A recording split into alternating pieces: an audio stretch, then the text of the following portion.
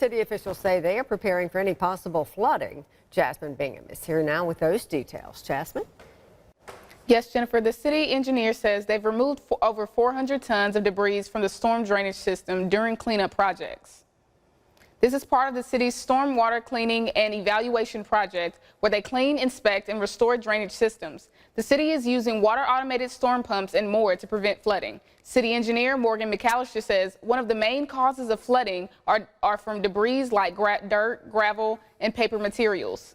We've got an action plan in place whenever we have flash flooding in these areas to get traffic control placed accordingly as quick as possible in an effort to keep folks from driving through those high waters. We've got 18 stormwater pump stations throughout the city. 6 of those are going right now, and the way they work is they work off of water elevation. Gates are closed, pumps are turned on, and water begins to get displaced and moved out of the city limits into the Ouachita River.